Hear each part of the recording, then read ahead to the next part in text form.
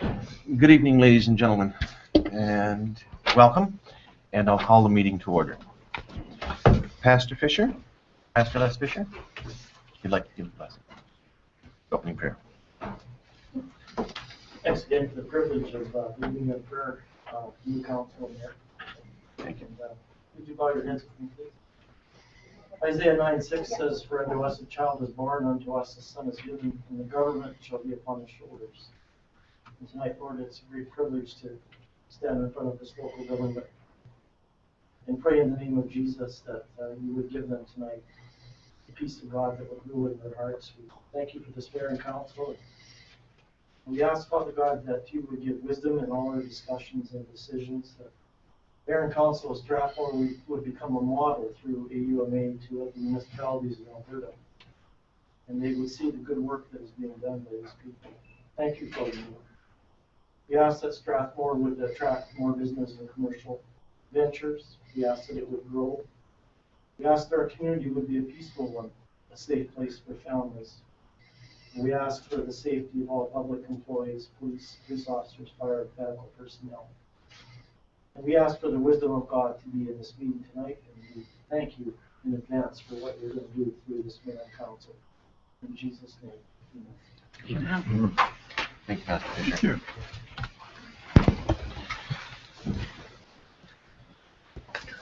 No public hearings this evening. First item on the agenda is any agenda amendments and the adoption of the agenda.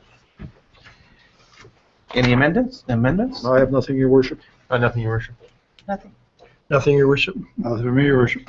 May I? None, Your Worship. Thank you. I'd move to adopt the agenda as presented. Any discussion? All in favor? Carried. Adoption of the minutes of our meeting of January 20th, the regular council meeting of January the 22nd.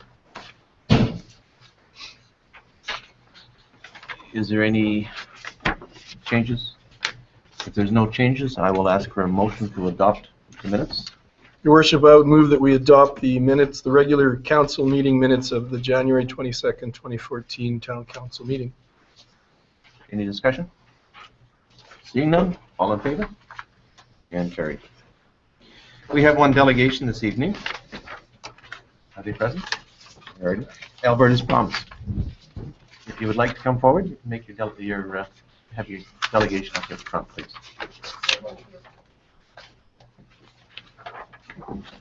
We've just got a short video to show tonight, and then all that short presentation. So bear with me here while I set this up.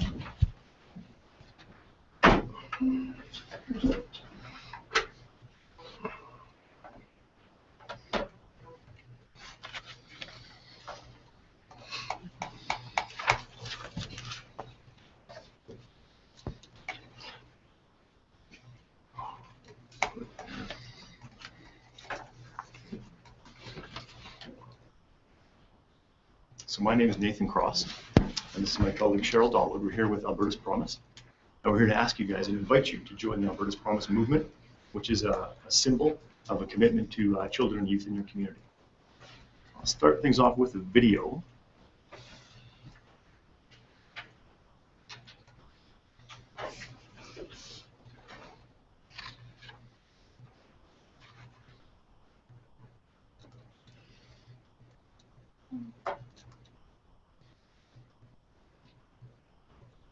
Or maybe we won't. I believe there's another format we can try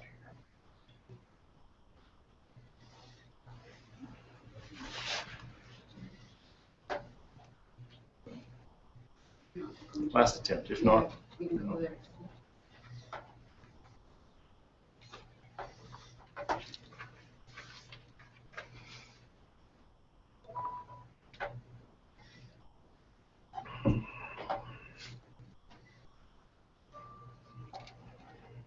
Minimize the screen.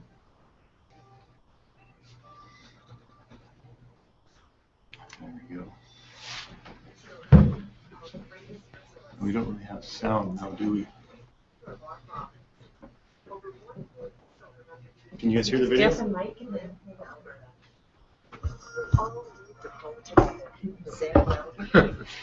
This is Alberta's Promise. The video is on our website. I can give you the address for that. If you'd like to, We can actually hear to it. see it there. Can you? Okay. How? It starts with 5 promises. When these promises are kept, powerful things can happen. I promise to nurture the growth and well-being of children in their early years and to support parents.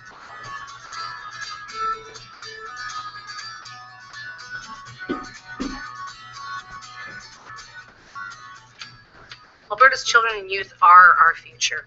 We believe that investing in youth and children in this province is going to make a huge impact on the future generations for Alberta.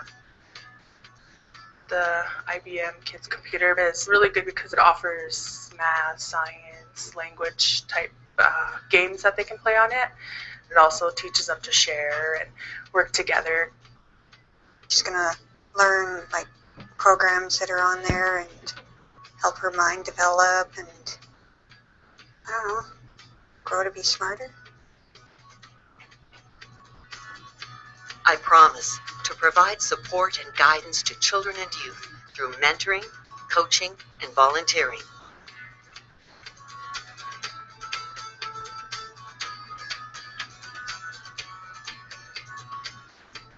There's unfortunately a fairly high percentage of children in our communities that are disadvantaged in many ways, and Alberta's Promise can set, working with mentors or working with other agencies to help them become productive members of society. You never know what your one action or your one kind gesture or your one day of a time with someone is going to mean. You don't know how they're going to emulate that success in the future. But big brothers and big sisters in our community is absolutely essential. I think it's a great thing having mentors for kids who wouldn't normally get that kind of mentorship. I think it's more guidance than anything, being able to say that if you want to do that, you can. You have no limits. You can do whatever you want. I promise to inspire a passion for knowledge and skill development throughout life, in the classroom, in the workplace, in the community.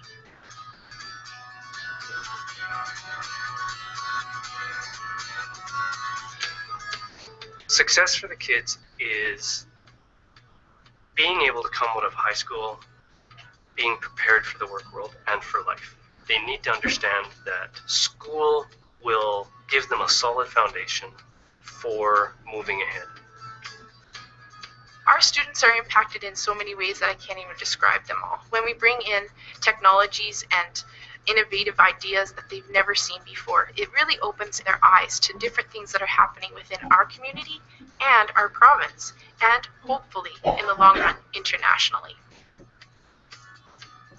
Our success depends on the success of the communities in which we operate. We absolutely believe that the world is facing challenges today that require innovation to be able to solve those challenges. And so if we can equip youth with that skill set and they can walk away from an interaction with us being able to look at the world differently than they ever have before, that makes a difference.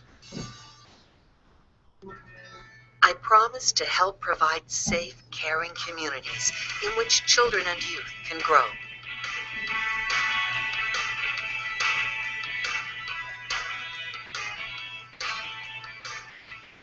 We want youth in Cold Lake to be active. Get them out participating in sports, in the schools, keep them in science projects, whatever. Just get kids moving. To provide an experience for our youth and our children, as our future is really, really important. They'll become involved as teenagers and then adults, and eventually they are our community leaders. Partnering with Alberta's Promise validated a lot of what we did. We stand as a cooperative, and a cooperative is people helping people. I mean, that's the fundamental essence of it. So from our standpoint, it's not a big leap to be involved in something like Alberta's Promise that is supportive and compassionate to others in need. I promise to support children and youth to become active citizens, innovators, and leaders in their communities.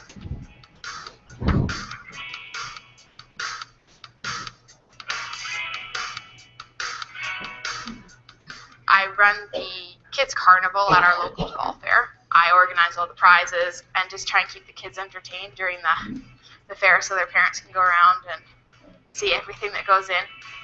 Volunteering through 4-H and everything has changed me. It's given me a more positive outlook on my community kind of thing, in that it's given me connections and it's made me say, oh, I'm really excited to do this. I really want to learn what this is. It's just made me happier. Our youth are going to be tomorrow's leaders, and this provides them an opportunity at an early age to engage, to make a difference in their communities, and learning how to start and complete a project so that they can become contributing members to their community and awesome employees. I think it's important that it's not just about money, that any company, any organization can step up and make a difference.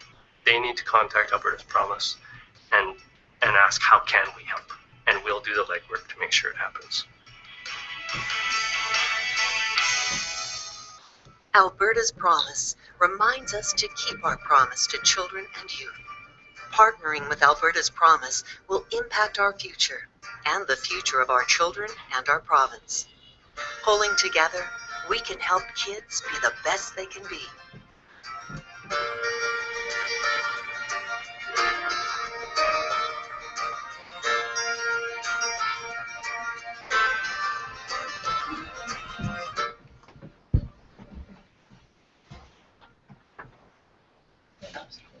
Presentation open here.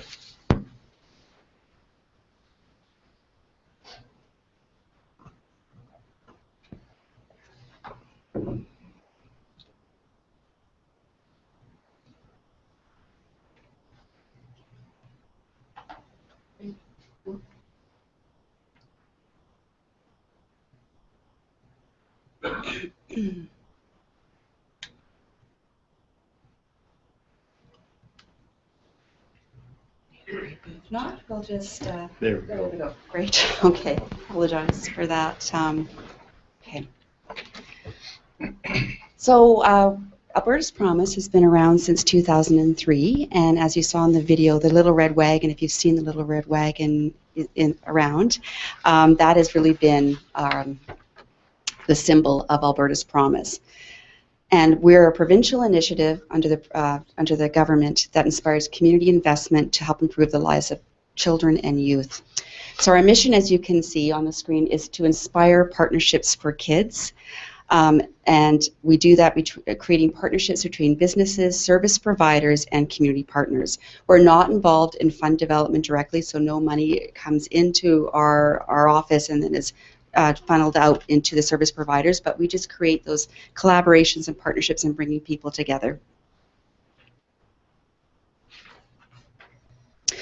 So we're based on America's Promise, which also started in 2003 by an founding chairman was General Colin Powell, and that is still going today.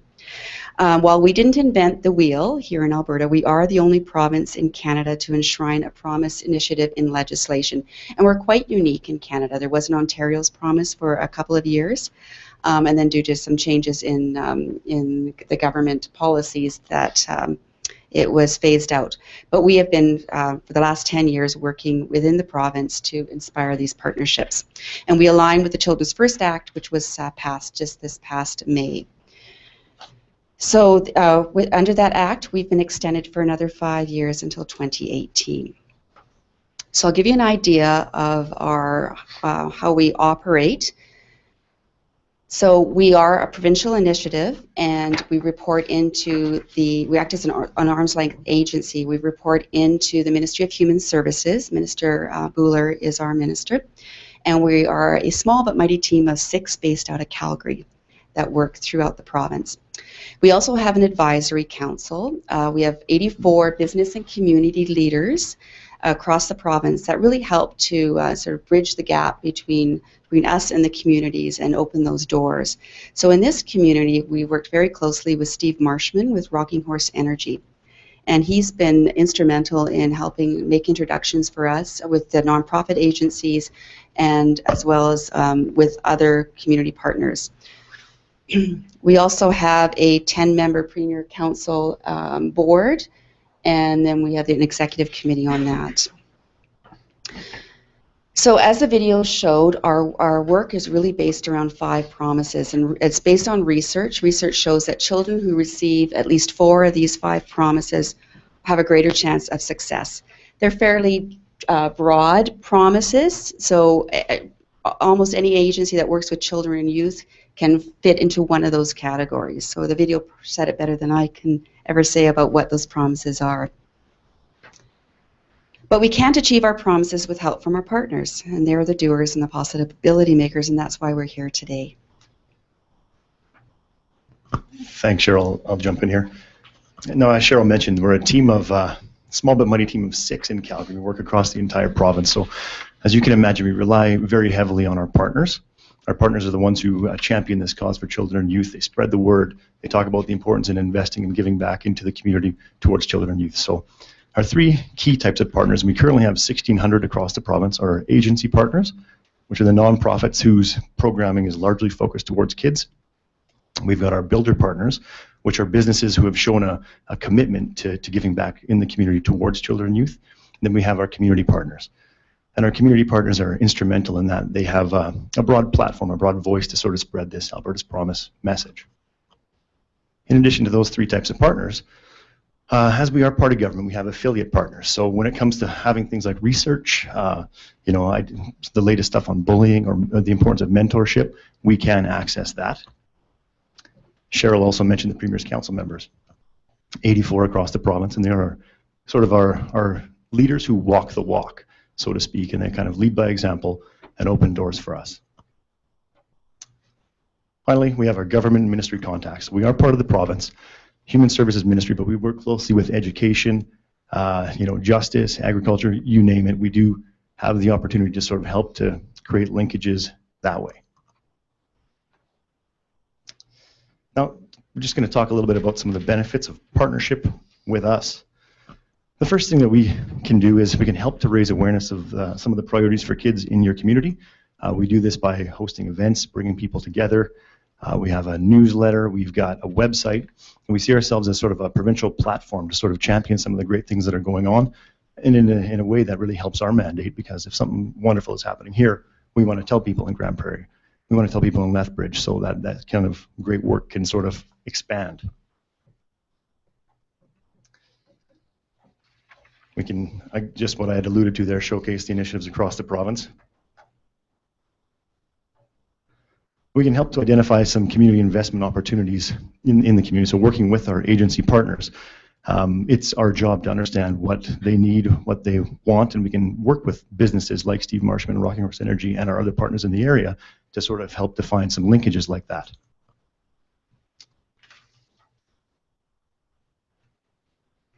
And again, we do work to inspire businesses and agencies in the community to really just take this up. It's a formal way of saying, I'm committed to children and youth. I'm an Alberta's Promise partner, and we do ask that message is spread. So at the end of the day, you can see Alberta's Promise is all about the partners.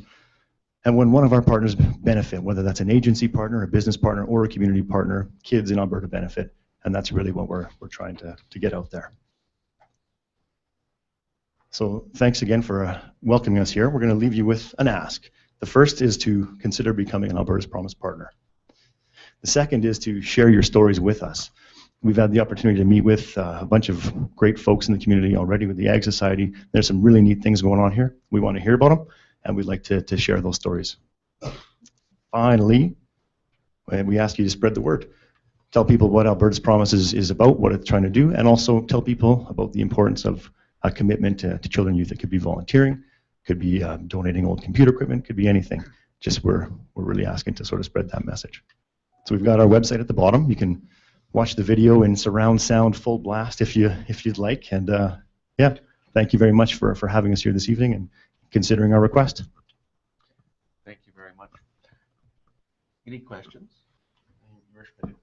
Your worship, to the presenters, what does it entail becoming a partner? Are you looking for financial support, or are you looking just for us to say, sure, we'll join the cause? What are you looking for from us? Yeah, it's so there's no financial commitment whatsoever.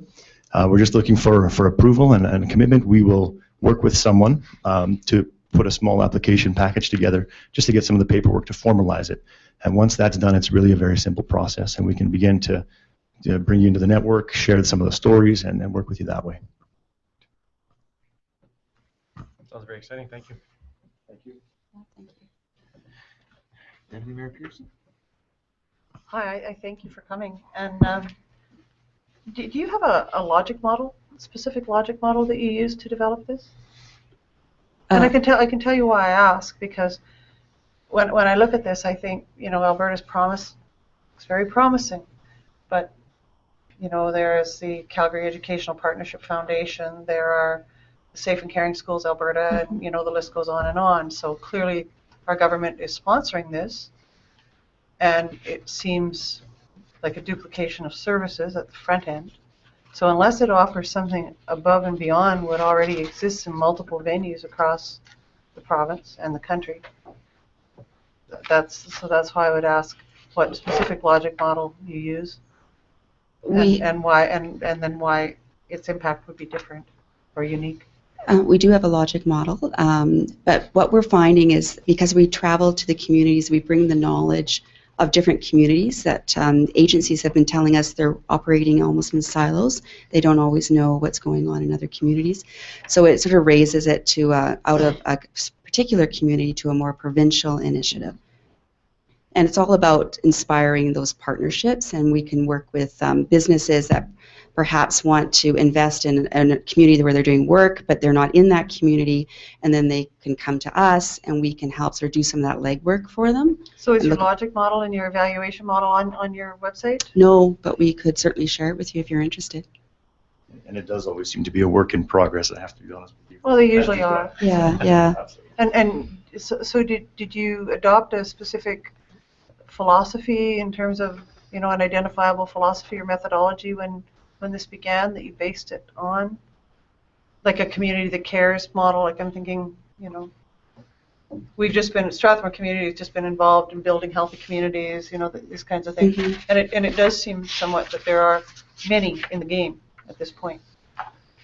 And so I guess my question is wanting to know what you bring to the table that's different, and if you tell me that you're a collaborative cross-ministry organization that's looking to fill that gap, I would accept that. Yeah.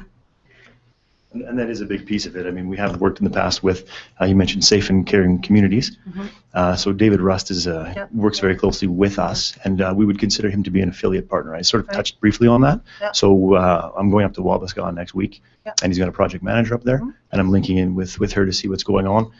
But what they do is a little bit more in depth, I would say, in some of those communities where we're that, like Cheryl had mentioned, that sort of level up, sort of trying to bring everyone together in a little bit more of a provincial scope.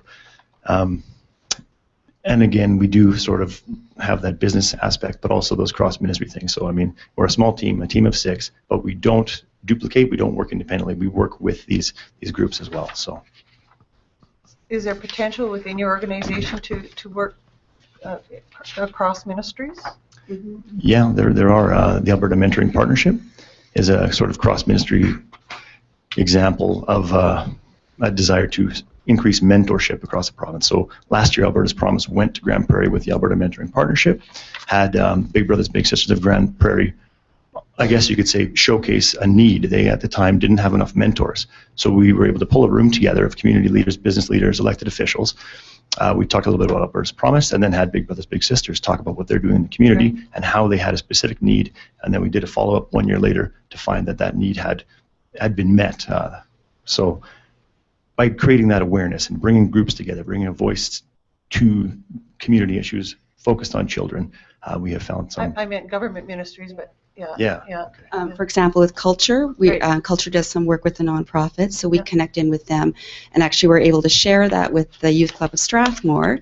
Met with their executive director, and they were talking about wanting to do some strategic planning and board development, but weren't aware of some of the services in Culture. So we can also bring that some of that knowledge of government and what's available, and we're able to connect them, and it's a cost saving for them because then they don't have to pay for that. Thank you, I appreciate it. Councillor Ripple? Thank you, Your Worship, but my questions were pretty much answered here. Any further questions? One more after we ask. Oh. Please. Deputy Mayor Peters. I thank you, Your Worship. I noticed in your in the video that there was a relationship that was understated but obvious with First Nations people. So is that one of your priorities? Absolutely, it is one of our priorities to work with the Aboriginal communities. We've been spending some time in Grand Prairie and working with the Horse Lake First Nation up there, and potential for them to be signing up as a community partner. Thank you. No further questions? Thank you very much. Okay, I see that this was originated by our FCSS. So are you looking at the town of Strathmore to become a partner in your initiative? And will our point of contact be through FCSS? It certainly could be. I mean, we always try to connect into the FCSS in each community, so we work with them. But in other communities, we also work with a chief administrative officer as a point of contact, whatever works for the community. But certainly, yeah. And I guess that's a question as to what we need to do at this point. So We can certainly work with Catherine Walsh on going forward if that's what you'd like. Yeah, absolutely. Okay. And I'll just let you know, we'll add that we have 40 community partners across the province, and we actually just recently signed the county, Wheatland County, up at the beginning of January. So, Okay. I'll entertain a motion then. I would move to accept the Alberta Promise presentation as information and ask that it be brought to our next council meeting for a decision, Your Worship. Any questions? No discussion? All in favor? Carried. Thank you very Thank much. you very for coming much. this evening. Thank you.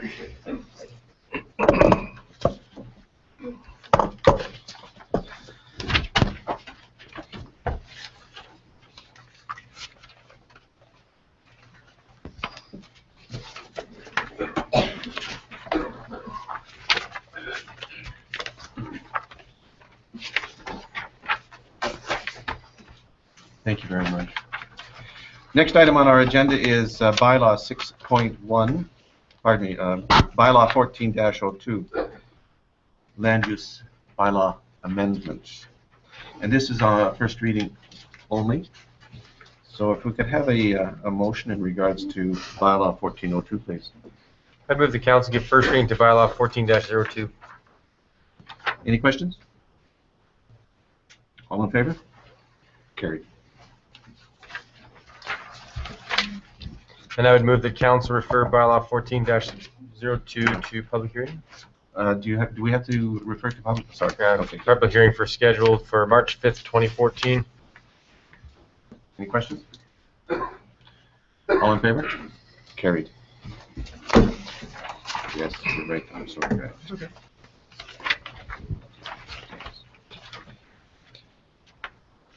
No old business being brought forward. New business, 8.1 is MSI Grant 2015, and this was originated by Councillor Fuel. Do you wish to discuss this, Councillor Fuel? Yes, thank you, Your Worship. During the election campaign, one of my platforms was to make a priority of looking towards building a new recreation center and arena, some sort of a complex that would fit in with Strathmore's growing population and definite need for that. At this time, hockey, ringette, figure skating, lacrosse, ice time, and the use of the facility is at a premium. I know I've talked to many families who regularly have to leave town to go to practices and games. So my point of bringing it up is that in the past 3.5 years, we really have not done much to prepare for that. And I know we have long-term goals as far as our finances go and as far as capital projects. But I did want to bring it forward so that we could start being far more aggressive towards moving towards a site. I think Strathmore definitely needs one. The other thing I'd like to do is possibly strike a committee as soon as possible of stakeholders who would be involved in planning and getting working towards this. As part of my little presentation here, I was going to ask a question through the chair, Your Worship, to admin. If you can tell me, because I've seen it once, I've seen the long-range capital plan over 10 years. Can you tell me if there are any funds allocated in that 10-year plan or planned for a new rec center and arena? No, there's not. Okay, then that leads me to the next part is I would really like to ask and stress to this council and to admin that we have this put on the spring budget as an item to discuss, because that's where we'll be doing our long-term capital plans. And having talked to Dr. Stanford, I know that we receive approximately 2.2 million or so in provincial MSI funding, which can go towards capital projects. And I totally agree with the council in the past that we had roads that had to be done. We had a major reservoir we needed to do. But at this time, looking forward, we need to get working towards a recreation center arena. And I think that will become a huge amenity as far as drawing people to move to Strathmore as well. And the other thing I wanted to point out that it's not just for the winter sports. We could use a new center for various things. I know the library is looking for a new site. Canmore has just completed theirs, which has a library attached. We could look at trade shows, conventions, banquets, and we could even start to host more major music concerts at that type of a facility. In talking to the school superintendent, the public school superintendent, he's already made mention to the town administration that they would be interested in some sort of a recreation center attached to a new school, possibly something like an indoor soccer pitch and maybe a fitness center. Nothing as big a scale as what I think some of the community is thinking and hoping for, but that could be something that would take some of the pressure off what we'd be working towards as far as a multi-use recreation center and arena. So I guess to sum up, I would like to see this item brought to the April 12th budget meeting so that it can be definitely put on the radar as far as long-term capital projects. And I would also like to mention to council and His Worship that we seriously start to look at using some MSI funding to start diverting money towards a building. And then if we do get a committee started, we can start to approach various groups like service clubs, corporations, and start doing some fundraising as well. I think we've accomplished a great deal in the last 3 years, but I think it's time to look forward ahead. We've become a town that's starting to become really vibrant, and we've pathways and parks coming up. And now I think we just have to look after the young families and who are involved in the various winter sports as well. That's basically my presentation. Thank you. Any questions? Just like to comment, I agree that with Councillor Fuel that we need to start looking at something because it will be a project that's going to take a number of years to complete. And if we don't look at doing something now, it'll catch up to us and probably make it more difficult for us to, if we have to fast track it, the mistakes happen, things are overlooked, and that type of thing. I would rather start the ball rolling on it,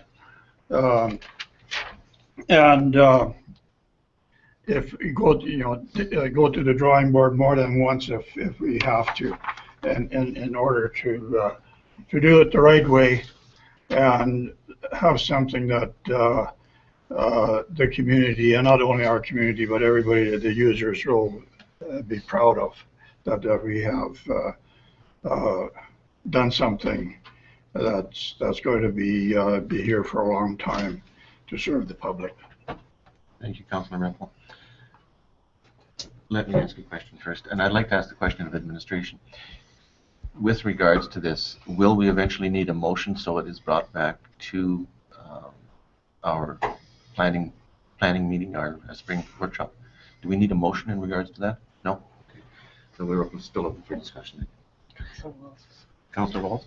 Your Worship, a comment and then a question. I totally support this, Councillor Fuel, and I'm sad to see when the other project that I was working heavily on failed. So I'm sorry to see that. But yes, absolutely supporting this. My question to you is, how much were you looking at putting into that quote-unquote project of the MSI funding? Well, I think that would come to our April meeting, and we would sit down and take a look at what various capital items are in planning stages or are laid out as far as the next 5 to 10 years. I don't know exactly how much we can, but I do know it has to be more than what we've done so far. We've got to start getting really aggressive, and I know we have 2.2 million or so that come in each year. We're going to have to start reevaluating some things and change some of our priorities if we're going to be serious about putting up one of these sites. And it's 2014 now.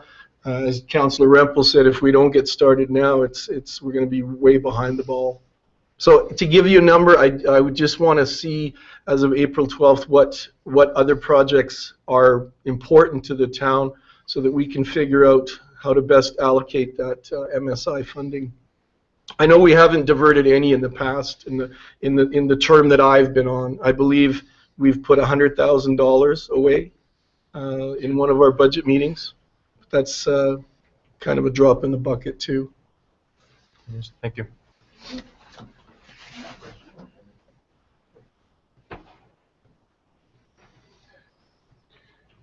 Did you have a question? Comment. Deputy Mayor Peterson, please.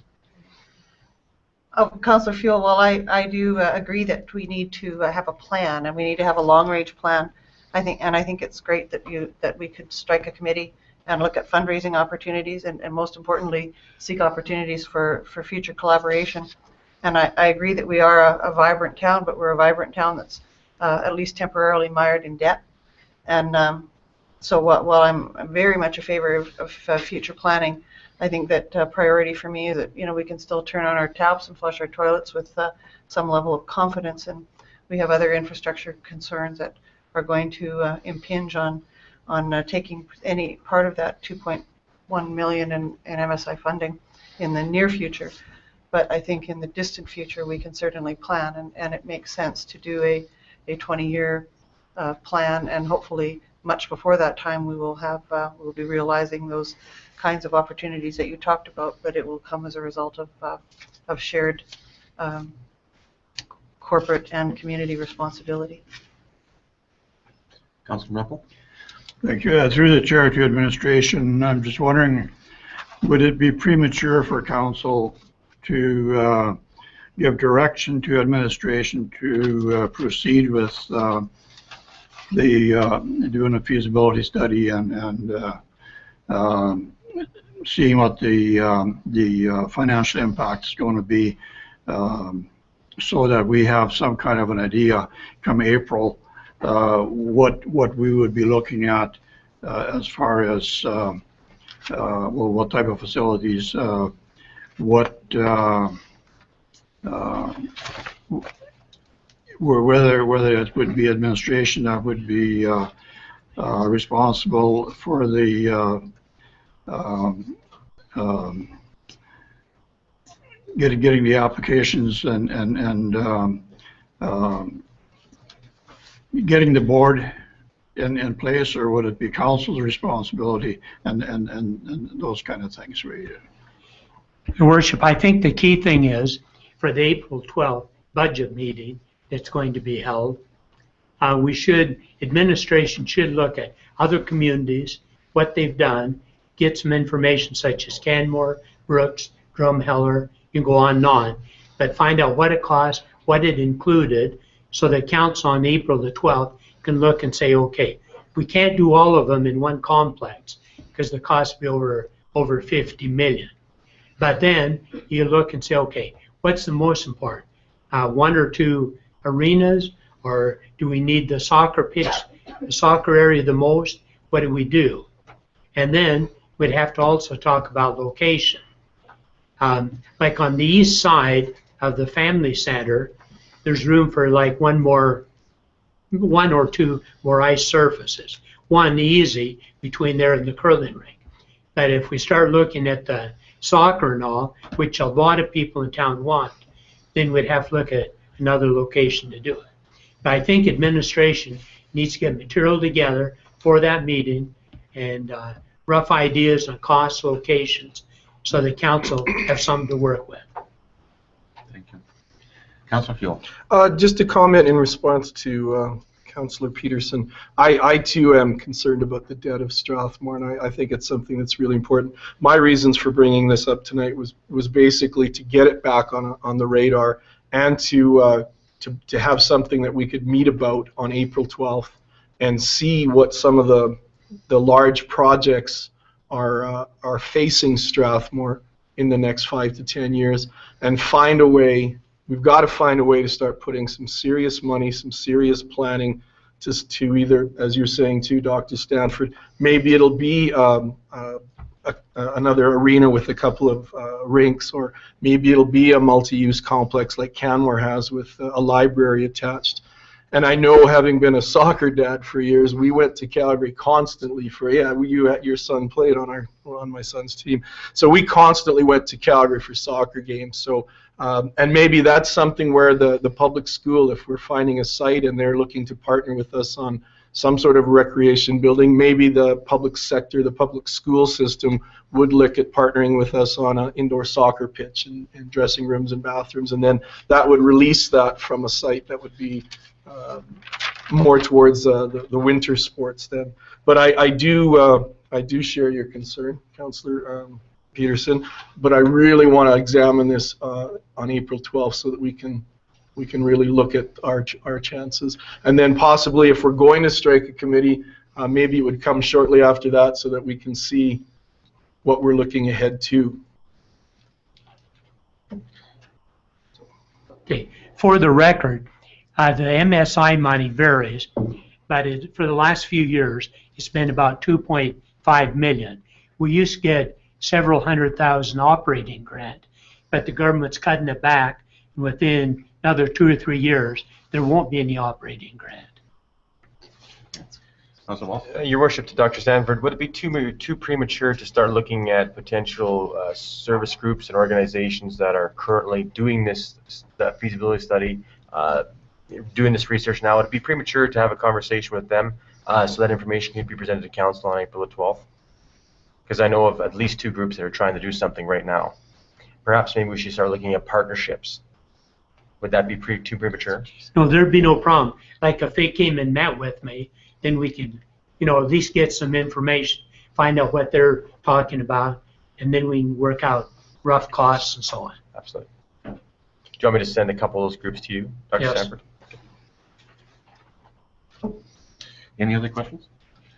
Just in response to Councillor Walls, Your Worship, and Councillor Fuel, in terms of collaboration and noting that many families have to leave town, we've heard in the last few weeks of many of our community taking their families to Rockyford, Standard, and Gleason to play sports in their communities. And I think that gives us an ideal opportunity to work with our county and community partners, because it should be noted that the county does not charge them to play in their arenas, unlike Strathmore. And so it is something for us to consider in future collaboration. Thank you, Deputy Mayor Peterson. And thank you, everybody, for the open discussion in regards to this. And if I could please direct administration to bring this item back with some information to Council for our spring workshop. We will, Your Worship. Thank you.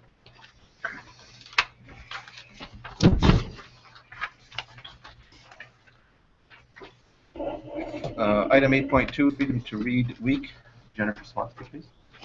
Yes, Your Worship. February 23rd to March 1st is an annual event called Freedom to Read Week that encourages Canadians to think about and reaffirm their commitment to intellectual freedom.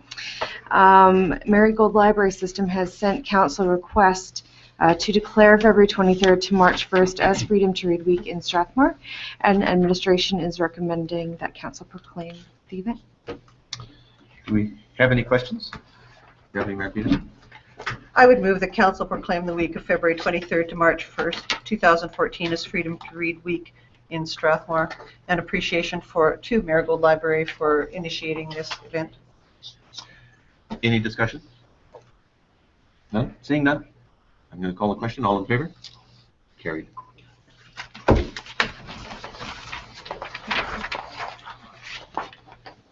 Next item on our agenda is 8.3, United Way Committee member appointment. Jennifer Swansky, please. Okay, Your Worship. Council has received a request from Miss Beth McDonald to sit on the Strathmore United Way Partnership Committee for a term of 1 year, and administration is recommending the appointment. Any questions? Your Worship, I move the council appoint Miss Beth McDonald to the Strathmore United Way Partnership Committee for a term of 1 year. No discussion? Seeing none? I'll call the question. All in favor? Carried. No administration items. Committee and departmental reports. Council committee reports. And which side do we want to start on? Councillor Volkman, did you want to start with committee reports? Thank you, Your Worship. I attended a handy bus board meeting on January 20th. Repairs on all 6 vehicles as of November 30th for the year total less than $3,000, which is very well. Financials were presented by Lori. They're still in good standings. Operation reports by Hetty. A total of just under 6,000 clients up to November 30th for the year. In respect to Sagewood, we're not leaving them in the dust behind. We're still looking after them. I should put it that way. We even did pick up one client at 3:13 in the morning. So we still have a problem there, and we're trying to figure out what to do there. But certainly nobody's getting left behind. Our fuel costs are down for 2013 due to the inclement weather in December. We had several cancellations. The handy bus is seeing increased use in the county. We're in 9 different areas now. There was quite a bit of discussion on the use and amount of oxygen bottles being transported during these trips. There are certain criteria we have to deal with in there. Wheatland County has donated $15,000 for the 2014 year, and in-kind inspections will continue. Donations are still coming in well. We had our elections. Alice remains the chair. I will stay on as the vice chair, and Florence will be the secretary treasurer. That was it for anybody. Thank you, Councillor Volkman. Councillor Walls? Your Worship, Councillor Field and I attended the Wheatland Housing meeting. I'm on the committee for the HR. Looking at attending the conference this year in Calgary. It'd be the first one in a few years that I'll actually be going to Calgary, so I'm looking at attending that as the vice chair. The council meeting and our library meeting I was scheduled for the same night. I was unable to attend as I was in a specialist appointment in Medicine Hat. United Way meeting has been canceled. Hopefully now we'll have quorum and be able to meet in February. Through the chair of administration, I would request that all the committees please be listed on the actual document, so we can please follow through that. Thank you. Thank you, Councillor Walls. Councillor Rempel? Just happy gang. We didn't have anything to report. It was just question and answer period, and so I don't have anything more. Thank you, Councillor Rempel. And Councillor Field? Thank you, Your Worship. The Youth Club of Strathmore had its board meeting yesterday, and to fill you in on some of our success, because we are definitely a growing club and things are working really well, I still want to point out and thank Linda Nelson for coming up with that idea to have the youth club be a part of the town of Strathmore departments. It's removed so much pressure off the board's shoulders. We can actually focus on the running of the programs and the board projects. We have 124 people in various programs. Some of them are repeats, so it's tough to say exactly how many kids are there. We still need some help on the site with the skylight, because it turns out it's not fixed. We are hoping to be under the town's bookkeeping programs very soon with the computer program they have. Our lunch program that we run 2 to 3 times a week, we are averaging 20 to 24 kids each day that we have the lunch program running. We're trying to also make a switch to more healthy lunch choices for those kids too. We have a lot of kids that come over to the youth center during the lunch hour. We're also, some of our programs that we're looking at coming up, we have a curtain call drama-based program for the first time. We're going to start to look at the arts as far as some of the young people and the kids in our program. We have a Skills for Life program that talks about self-esteem, bullying, skill development for mainstream youth. Junior Chef continues, and Create a Cook is also continuing. We have a babysitting workshop coming up, and the youth club is running, and this might be great if the local media can put this out. The Youth Club of Strathmore is running a spring break day camp from April 22nd to 25th. Now, as part of the youth club, I'm on a separate board, which is the fundraising board, and I just wanted to restate our thanks to the community and to the town admin, because the New Year's fundraiser was a huge success. We made over $8,000, which brings us to our next fundraiser, which will be Friday Night Laughs 2, the sequel. It's on May 30th, $25 per person, and this time it's going to be at the Civic Center. Echoing Councillor, I almost forgot your name, Councillor Walls' comments, we were both at the Wheatland Housing Authority meeting. Financial reports were accepted. I have been appointed to the Financial Committee. The building is in incredible shape. We've paid off the mortgage as stated before. The Christmas dinner for the residents, staff, and board turned out very, very well. Last week I was sick and I was unable to go to the Communities in Bloom meeting, but I can say this, that the Communities in Bloom committee is very interested in working with the town on the park that we're planning at the four-way stop of Archie Kleiber Trail and Center Street. It's the Stormwater Creek that runs through there. Right now it's mainly just a wild green space. And my last point is this, and that is I am hoping someone can take over Citizens on Patrol from me. I just find that with my other 4 committees, it's getting to be tough to make everything, and I'm wondering if there's someone who has room to add Citizens on Patrol, sorry. I'm sure Councillor Silva would do. Yeah, or me. Are you, John? Thank you. Okay, then we can talk about that later. Then, that's perfect. That is all I have to say, Your Worship. Thank you very much, Councillor Fuel. In regards to appointing the new person to Citizens on Patrol, will that be brought to next council meeting, or? Okay, thank you very much. The first meeting in March, because Councillor Silva is not going to be back until then.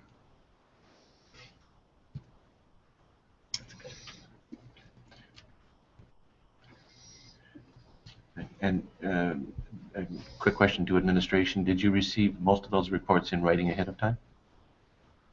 Thank you very much. I'll have it, see what we can do. That, yes, Councillor Whipple. a question.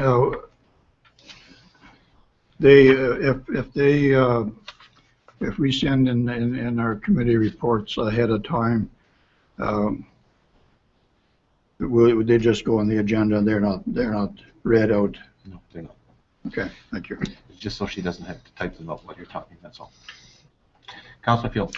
Your Worship, if I could make a comment, unless the committee reports, and maybe I don't know, but if the committee reports are not put on the website for people to read, I'm just wondering if we submit them in writing, can we still have them read? Because I imagine there's a lot of people who want to hear about our meeting minutes and that we're attending these committees that we're a part of. So I would like to see them continue verbally being presented, even if we're presenting them in writing.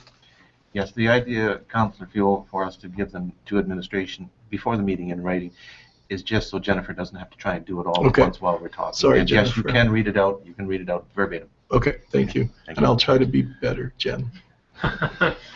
And one last. That's the Catholic in me, I'm confessing. One last person for committee reports. I have 14 pages, Your Worship, to read into the record. Sorry. The Strathmore Library report is really exciting.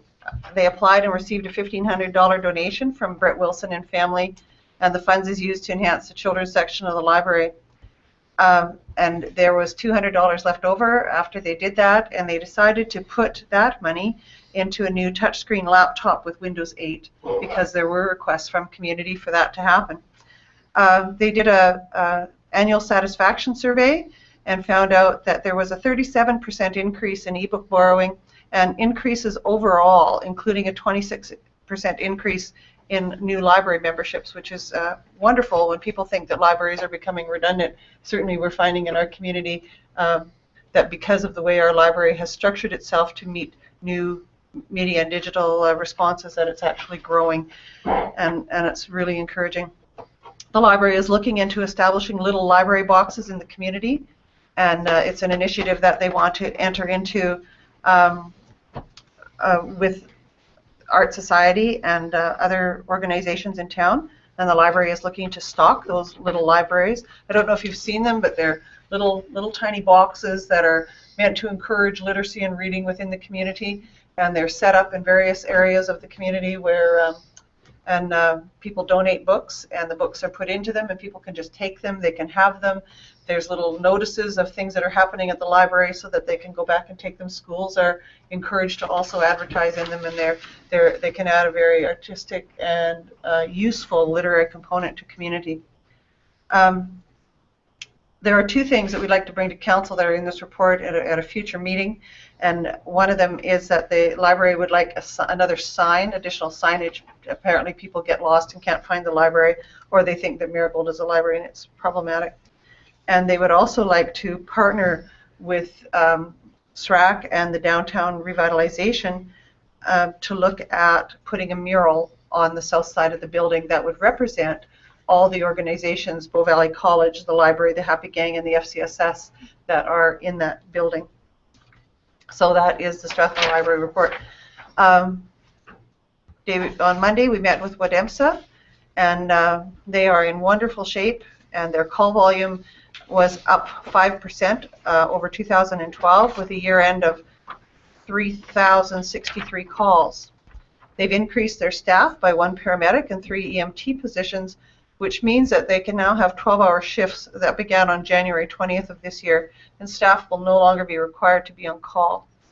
Most importantly, on May the 31st of 2014, Wademsa will celebrate 25 years of operation.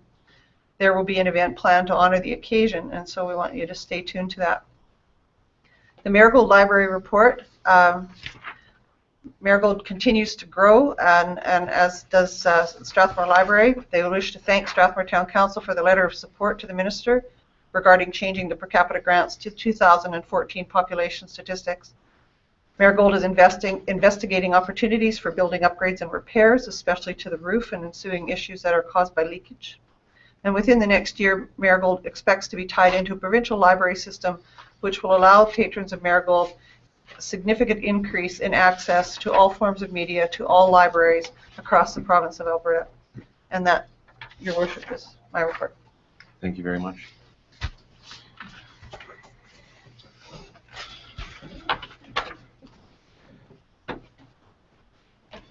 We have to have a motion in regards to that. Yes, thank you. I have Councillor Sobel's reports. Please. Yeah. Thank you. Okay. Could you sing them? Yes, I can. What key would you like them in? Anything. The Strathmore Wheatland Addiction Team. A meeting was held on January 9th at the Wheatland County office, and Bob was in attendance. A financial report was presented and adopted.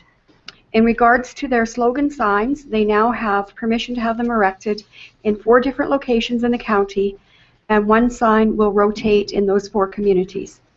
Strathmore will continue to have 2 signs with slogans changing on a monthly basis. The new website address will be featured on all 3 signs for February. In addition to this meeting, Bob also attended an Alberta Health Services webinar on alcohol abuse on January 14th. This was focused on areas that the community can try to work on to try and reduce the effect that alcohol abuse has on our community. There are communities in the province who have taken steps in this regard, Hanna and Wetaskiwin being 2, and they have seen reductions in crime and health costs. SWAT will be seeking a community group who may wish to take on this effort. Calgary Regional Partnership. Collaboration, regional growth, and water in the Calgary region were the themes at the 2014 budget and strategy retreat for the CRP's Board of Directors in the Kananaskis last week. New and returning board members used the retreat as an opportunity to discuss the steps to building a successful region as described by the new chair of the Calgary Regional Partnership, Barry Williamson. The two-day retreat was spent discussing the CRP 2014-15 budget and work plans, current events, opportunities, and projects. Guest speaker Alan Wallace, an associate professor at the University of Denver and specialist on emerging forms of metropolitan regional governance, facilitated discussions on strategy and growth. The retreat started with a bus ride from Cochrane to the Kananaskis. The board and staff took a double-decker bus provided by Alex Dennis Inc. The bus was one of several options the CRP is considering for its regional transportation network. A major outcome of the retreat was the board approval of the 2014-15 CRP budget and work plans. The approval meant positive benefit to the Calgary region with projects moving forward such as regional open data, transit-oriented development toolbox, regional transit advocacy, and regional marketing. Another focus of the retreat was strengthening the CRP's collaborations with other metropolitan regions with a board-approved Metro Regional Work Plan. The Calgary region will work with North America metro regions to build and enhance economic competitiveness. The responses to the outcomes of the retreat were overwhelmingly positive from all members and staff. Highlights included approval of the budget and work plans, strengthening the relationships between board members, and gaining fresh ideas and perspective thanks to the case studies and discussions brought by Alan Wallace.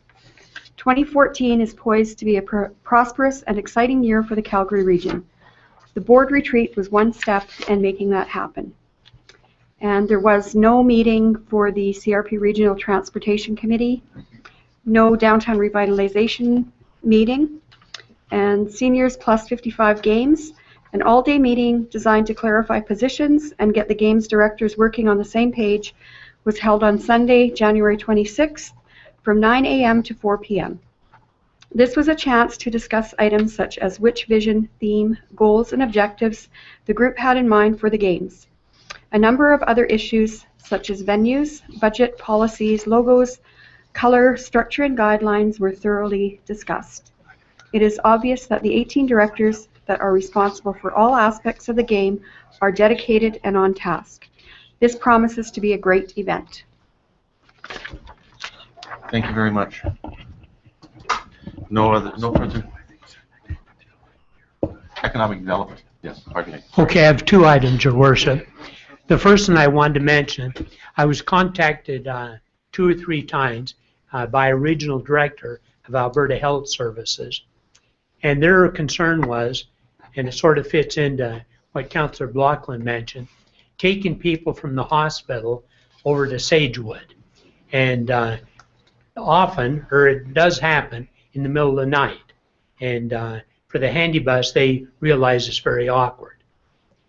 She had heard that the local taxi company was very interested in doing that.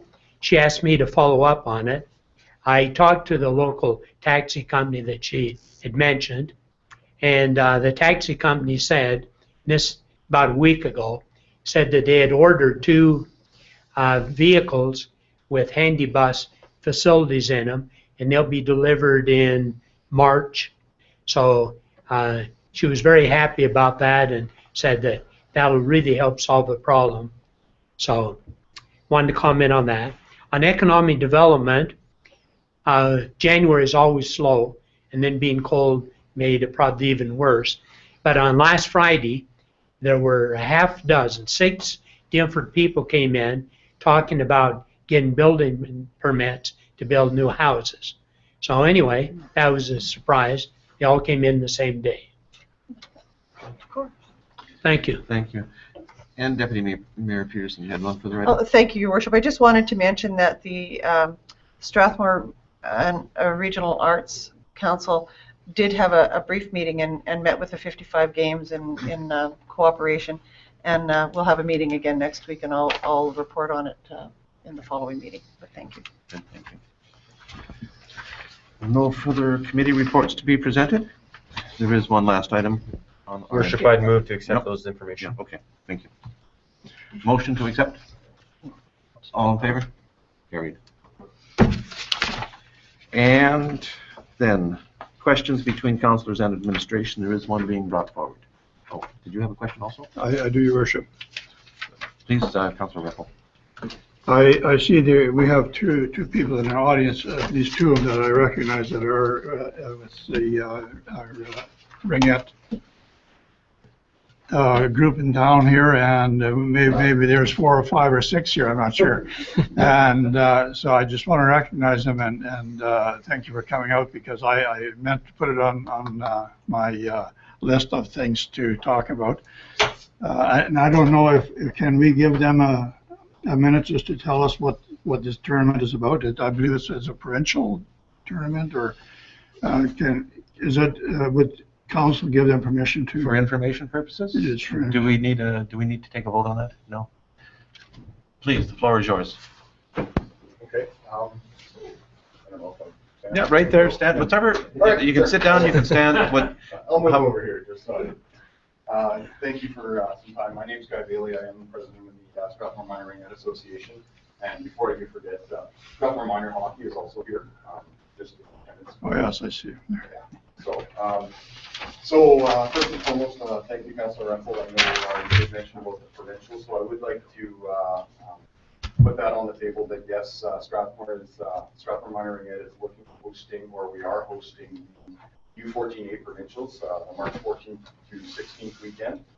So that'll be a total of 8 teams from the best in the province coming to play at the U14A level, including our home U14A team. We'll be playing in that. And again, that is on March 14th to the 16th. So we hope, last year we hosted the U16 provincials. That went very well. Ringette Alberta has recognized Strathmore Association as kind of an up-and-coming association, which is great to see. That, every year we're planning on putting in our bid for provincial championships and whatever else we can. So hopefully that will go as successful as the U16s did last year, and we can't foresee any reason not to. So I want to thank you all for giving us a chance to share that with all of you. I'm not sure if I can get away with this or not. You're there now. I'm going to step my back. Put it in all the way. So since you're giving me the floor to talk at least a little bit about Ringette, I want to say how nice it is to see that the majority of the council members are in favor of Councillor Fuel's bid to look to a rec/arena facility, for sure. From speaking on behalf of Ringette, it is much needed. I do realize that soccer is in the same boat, and I know hockey is in very much the same boat. We have the luxury, and I'll tie it back to the provincial championships, that same weekend that we're hosting provincial championships, we are hosting what we call in the Ringette world is our U7, U9, and U10 bashes, which is the zone tournaments for all of the U7 to U10 girls. Unfortunately, because we're hosting provincials that same weekend, Strathmore's hosting, and we're holding it in the Rocky Ford Arena. So again, it speaks volumes, I think, to the fact that there is definitely a need there. Ringette itself has grown. The year before last grew by 15%. This past season it grew by 17%. And our current membership is 191 girls in Ringette. On that note, I mean, as you can tell, with 16 total teams, 14 that are kind of in that tiered or just below the tiered levels of Ringette. That's a lot of teams to be playing on 2 ice surfaces. Currently, we get about 6.5 hours of practice time a week for those 14, 16 teams, if you consider our U7s as well.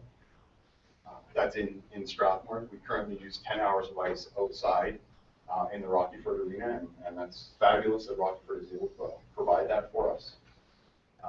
Strathmore Ringette, along with Ringette Alberta, is actively involved in, I'm not sure if some of you are aware of long-term athletic development and Canadian Sport for Life.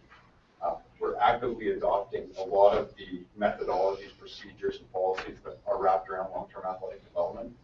Long-term athletic development really strives for a practice-to-game ratio. If you look at our current practice for those 14 teams, if you tally them up between out of town and in town, it's about 16 and a half hours for practice time. Based on the ratios that recommended by Ringette Canada and Long-Term Athletic Development, we should be practicing about 37 hours a week. So that being said, 10 hours out of town, 6.5 hours in town, somewhere we're 20 hours short. And if you just consider our Strathmore ice, we're a lot more than 20 hours short. So, I just wanted to, because you gave me the opportunity to stand up, I did want to put a little bit of that in for Strathmore Ringette. So I'm really happy to see that that you're going to table it for your April 12th budget. I think that's a fabulous idea, and I do hope that we can get something going sooner than later. Because Strathmore's goal is to grow the sport as much as possible. What we don't want to do is outgrow the sport. We don't want to get to the point where we have to turn any of our girls away. And unfortunately, we're encroaching on a cap somewhere along the way, surely based on ice time. So not only do we play practice out of Rocky Ford, but we do play out of Rocky Ford, standard Hazard. We go, even sometimes we consider our home ice as a bullpen. So we are actively looking at ways that we can increase that ice time. Unfortunately, it means travel, additional travel than what would normally be considered away games or away ice times for our team. So Thank you. thank you very much. Question? Your Worship, I have a question. This past weekend, I was told there was over 500 Ringette players in town, and everywhere I went, there were girls, about 13 or 14, running everywhere. Were there over 500? There was 38 teams in total. Yes. So this was our local tournament that we have every year. We hosted a tournament from U7 all the way up to U19 this year. So with 38 teams, they would probably be close to 500 girls running around the town and taking part in Ringette. So, And the benefit that brought to the town, to the restaurants and all, they were really busy. they were very busy. I also know that Rocky Ford facilities were very busy because we did play a lot of games out of town again. Leverage Rocky Ford because obviously with 38 teams in a weekend, there's no way we can do it in 2 ice surfaces. So yeah, I mean that was our biggest tournament. Again, it speaks to the growing volume in the Ringette community and growing volume just with Strathmore Minor Ringette, and that's fabulous to see. As I said, I don't want to see anything cripple that growth in any way, shape, or fashion. And we're going to work our hardest to try to make sure that doesn't happen. And any assistance that we can provide, whether it be that committee, Strathmore Ringette is all over helping out whatever way we possibly can to make this happen for the town. And again, not just for Ringette surfaces, for hockey and for soccer and various things, because most of our girls are multi-sport girls, so they play all over the board, lacrosse, everything. So. Thank you. Any questions? Thank you, Mr. Bailey. Did you need a name for the minutes?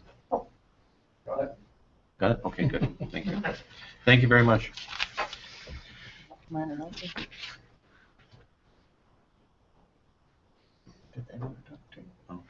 Did minor hockey wish to make a statement at this time too? I think we would just like to direct my name is Mark Ron, I'm the director of Strathmore Minor Hockey. We'll echo the comments made by Ringette, the importance. We are currently approximately 60% of our teams are out of town playing games and practice time. So I think the one thing we'd really like the council to be aware is the real change in demographics in our association. Towns like Hazard, Standard, Rockford used to have really big hockey associations. They've all now come to us. And the one thing that we're really worried about is that these out-of-town facilities, sooner or later, it's going to become unfeasible for them to keep operating without having an association. So with the models that the guy talked about, our teams, we practice twice a week. We believe that's a key to our development of our association. But as soon as one of those arenas goes down and says it's not profitable for them to operate, we're going to be really behind the 8 ball and really start looking for ice.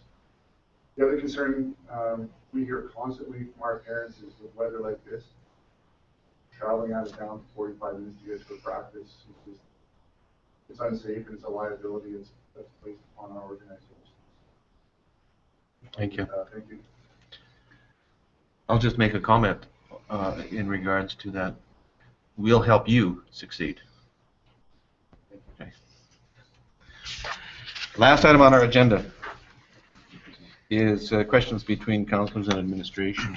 There's only one item listed, and it's Councillor Sobel. And speaking on behalf of Councillor Sobel, thank you. Thank you, Your Worship. It is now possible to apply to Health Canada for a license to produce marijuana for medical purposes.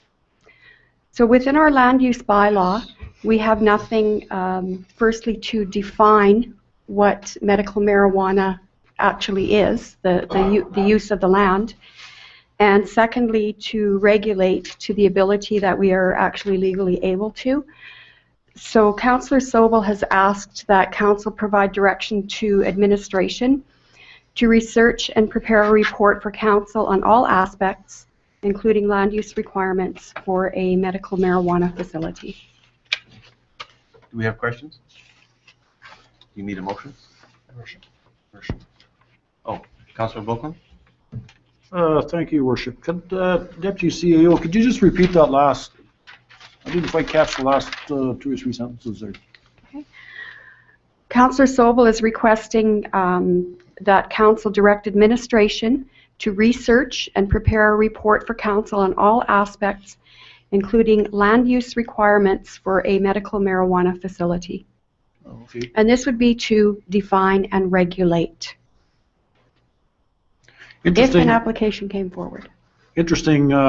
I caught Global News tonight at 5:30, I guess it's on. A little town of 9,000 people, Smith Falls, Ontario. I don't know if anybody else seen this. I saw it in the newspaper. Health Canada has approved a warehouse-type facility in that town. And I think we should keep an open mind on this, actually, myself, to be quite honest. This is very strictly regulated, and it's not just going to be an open-type greenhouse out in the country where half a dozen laborers are out there growing marijuana. This is a very strict control on this, and the news part I seen, 2 business entrepreneurs invested millions of dollars in a shut-down chocolate bar warehouse to convert this thing. And the heavy security that comes with it from Health Canada, 2-year videos ongoing, 7/24, you got to keep this video for 2 years in advance so the Health Canada can go back on it. Interesting enough, the mayor and council of the Smith Falls strongly endorsed this initiative. If for one, Smith Falls having 10% unemployment rate, maybe we don't have that here, but it would bring increased employment into the town and spin off financial diversity. And I'm thinking more of what we're hearing tonight here. You know, any one of these things that we can bring in. I mean, we'll probably get some backlash on this, but it makes it easier for us to help you guys. You know, this money's got to come from somewhere, and I think any little thing we can look at, this is something we should strongly, if it ever crosses our plate, we should strongly have a good look at this. Councillor Fuel. Well, Your Worship, my only concern is that Councillor Rocky knows how to make a lot of brownies.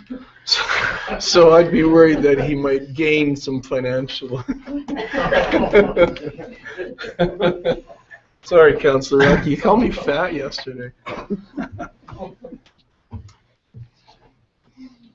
Any further questions? Just a comment. Deputy Mayor Peterson, please. Just to follow up on Councillor Blockland's comments and ignore Councillor Fuel's comments, Colorado and Washington have had considerable experience in the last few years in legalizing marijuana, legal marijuana, and they have very mixed experiences in such that we can learn from them. And so I would encourage in the research that that we utilize those databases. They're very open And I have lots of it too, if you want it, from the University of Calgary database. That'd be great, thank you. Any further questions? The marijuana or the information? I have only the information. I believe what Councillor Sobel wants us to do is to gather some information and have administration make some recommendations in regards to land use. And on behalf of council, do you need a motion? Just direction, Your Just a Worship. Thank you. direction? Go ahead, give them direction. So moved. Okay. We'll give you the direction to research the information that we need so that we can look at some land use bylaws. Thank you. Thank you. No further items on the agenda. Move to adjourn. All in favor? Carried. Thank you.